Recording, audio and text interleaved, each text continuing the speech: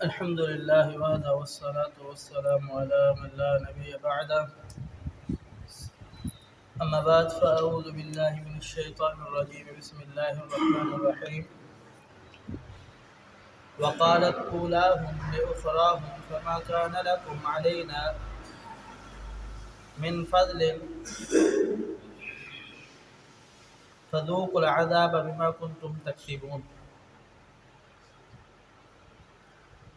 پیچھے آپ نے سماعت فرمایا کہ یہ مشرکین یہود اور نصارہ اور جتنے بھی کافر ہیں یہ سارے کے سارے عنقریب اللہ رب العالمین کے ہاں جمع ہوں گے. جب یہ جہنم میں جل رہے ہوں گے، پہلے کچھ لوگ جہنم میں جائیں گے، اس کے بعد جب دوسرے جہنم میں آئیں گے تو یہ پہلے والے لوگ دوسروں کو کہیں گے کہ اللہ ان کو دگنا عذاب دے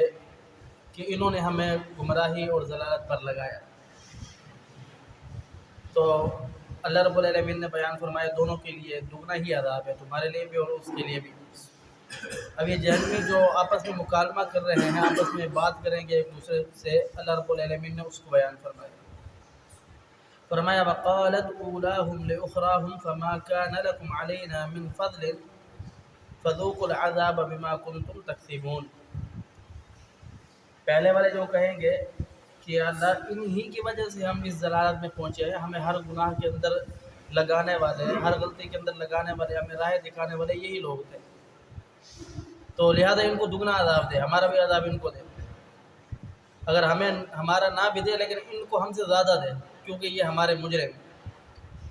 تو جو دوسرے جہنمی جن کے متعلق یہ کہہ رہے تھے کہ ان کو دگنا عذاب دے ربا، وہ کہیں گے اگر تم اچھے ہوتے، تو اس میں اس آیات میں اللہ تعالیٰ نے یہ بیان فرمایا کہ تم اگر اچھے ہوتے، تم نیک ہوتے، تو پھر تم یہاں جل کیوں رہے ہو.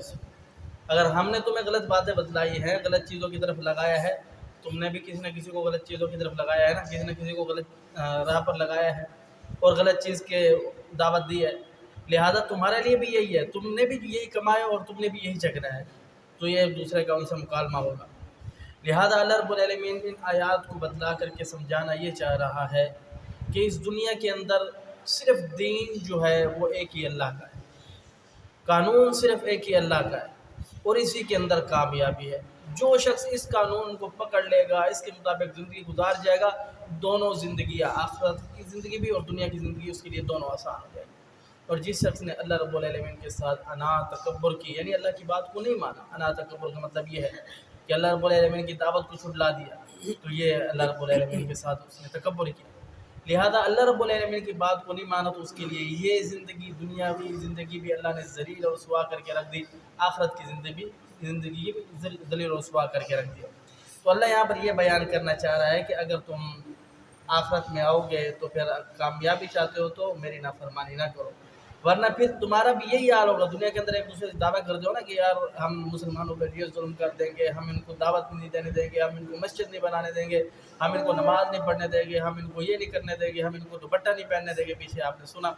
ایک مسلمان عورت کا تزہی طور پر اس نے، ایک ہندو نے